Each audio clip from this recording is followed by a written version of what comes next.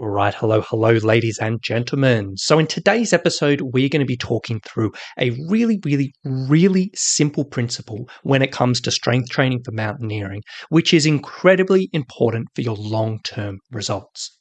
Now, this particular principle I'm about to talk through, it is something that is taught at the most basic levels of education for strength training, and even the newest, freshest, most basic trainers typically have a good understanding of this, but for one reason or another, the mountaineering community seems to miss it a lot.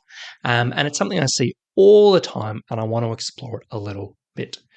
Ultimately, before I get into the principle, I will sort of say, if your program doesn't explicitly follow what I'm about to cover, it isn't the end of the world. It's not like you're going to hurt yourself. It's not like your program's absolute trash. It's not like you may not see some particular results.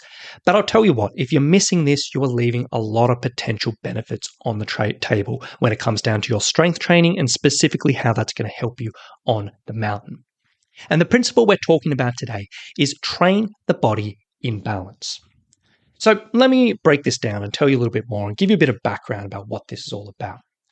Now, when it comes down to strength training for mountaineering, there are a few exercises which are probably prioritized above all others. And I want you to just take a second and just think about this. If you think about strength training for mountaineering, what are the three exercises just spring to mind first of all? The three exercises that you're like, yeah, that will definitely help me on the mountains. More than likely, you would have thought of lunges, step-ups, and squats in the dozens and dozens of different variations. These exercises you just see in every single training plan for mountaineering. You see them prioritized in every single workout. They're recommended in forums, on podcasts, and all of that. And they're just talked about a lot. And in all honesty, these exercises, they're great. Lunges, step-ups, squats, they feel really relevant for mountaineers. They're very easy to learn, to figure out and apply. And I personally will use many variations of these in all of my mountaineers programs at some stage or another. And there's nothing wrong with these exercises, and I fully encourage their use. But there is one important point which a lot of people kind of overlook when it comes to this type of thing. These three exercises, they're doing pretty much the same thing in the sense that all of these exercises, lunges, step-ups, and squats, they're predominantly using the quadriceps, the quadriceps in the front of the thighs, and they're predominantly working that. And, they have a little bit of emphasis on the glutes as well, like the bum muscles. That's really what's mainly been working in these exercises. And yes, for mountaineering, these muscles are incredibly important. When you're going uphill, when you're doing climbs, the quadriceps feel like they're doing the majority of the work, and that is absolutely true. And we definitely want to be training these things. But one mistake I see all the time is that mountaineers will really focus on these exercises. And these areas will just get a huge amount of focus over the weeks and over the months. But the other areas of the legs will get neglected. They'll get undertrained. They'll get overlooked.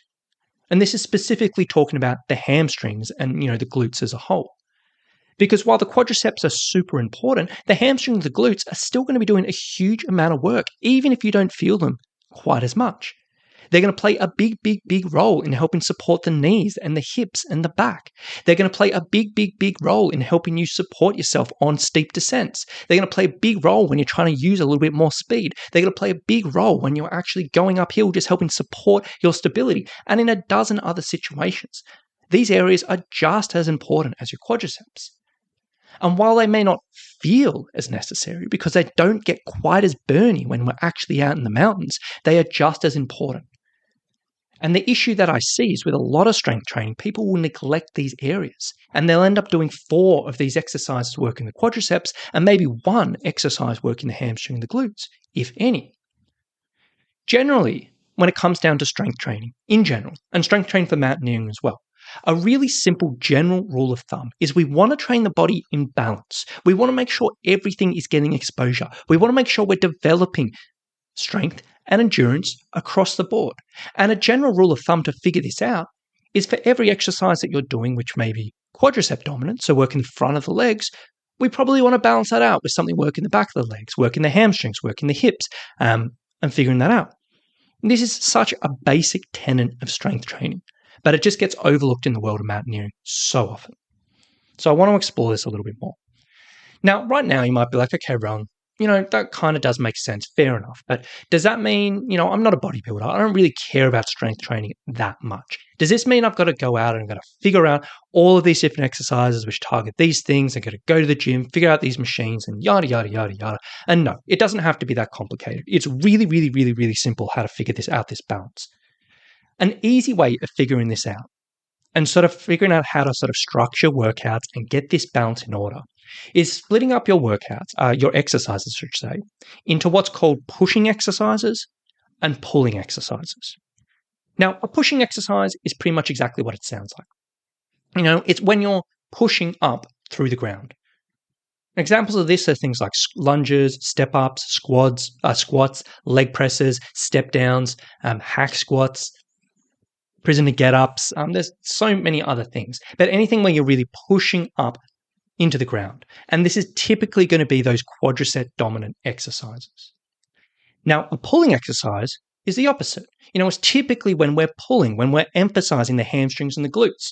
So this would be things like deadlifts or Romanian deadlifts or good mornings or single-legged deadlifts or hamstring curls or Chinese planks. Also, glute bridges and hip thrusts kind of fall into this category as well. All of these will fall into that pulling exercise category. And essentially, the simplest way of looking at this is when you're looking at your strength training workouts over the week, we want to make sure there's a relatively similar distribution of the two. So typically, for each pushing exercise we do, we typically want to have a pulling exercise as well. Now, this doesn't have to be exact one-to-one. You don't have to get absolutely obsessive about it, but it wants to be pretty close. We don't want to be doing, 3 or 4 pushing exercises for every one pulling exercise because it's just not quite as good as it could be. So sit down and have a look at your workouts right now and have a think about, okay, for the last week, what did I do? And for my lower body, how many of these were pushing exercises and how many of these were pulling exercises? If your distribution was really, really, really skewed one way, you may want to consider just balancing it out a little bit more. I promise if you can do this, it will be so effective at not only helping develop those areas, not only helping protect, certain areas, but it'll help you just explode the results of your strength training, of your other training, and your performance in the mountain. It all comes together and it's so important. Now, we've talked about lower body stuff, so lower body pushing and lower body pulling. This is pretty much the same thing for your upper body as well. When we're looking at upper body training, we typically, we want to have a balance between pushing and pulling exercises. So upper body pushing exercises might be things like push-ups or chest press or bench press or overhead press or any shoulder press variations, literally when you're pushing the weight away from you. Pulling exercises will be pull-ups, chin-ups, pull-downs, rows, inverted rows, all of that type of stuff. And again, when we're looking at the distribution of our upper body training, we typically want to have a balance between push and pull. This is such a simple concept of strength training, but I promise you, if you make sure you're following this, it will greatly increase the effectiveness of your results over the long term, both in your training and actually out when you're out in the mountains. So with that being said, sit down, have a look at your strength training, have a look what you've been doing, and over the week, make sure there is a relatively close distribution. If there's not, a few simple tweaks is all you really need to figure things out, and it can go such a long way. So I hope that makes sense. I hope that opens the eyes for a few people, and I really do hope it helps a few people as well.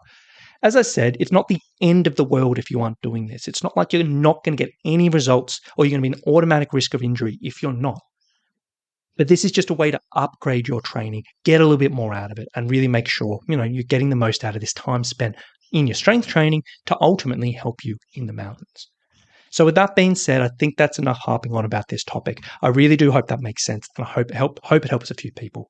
Now, last thing I will say is if you are a mountaineer and you're interested in strength training and figuring out how to apply that to best help you in the mountains, and you are looking for a bit of personalized help with this, I would love to chat with you. What I'd like you to do, if you were interested in exploring what help may look like and see if and how it may be right for you, just go to summitstrength.com.au/mountaineer. On that page, there's a video, talks through how we help mountaineers every single week train for their goals, and you can sort of see if it's something you're interested in. And from there, if you did want to have a chat, you can book a call with us and we can break things down and really just dive into your situation.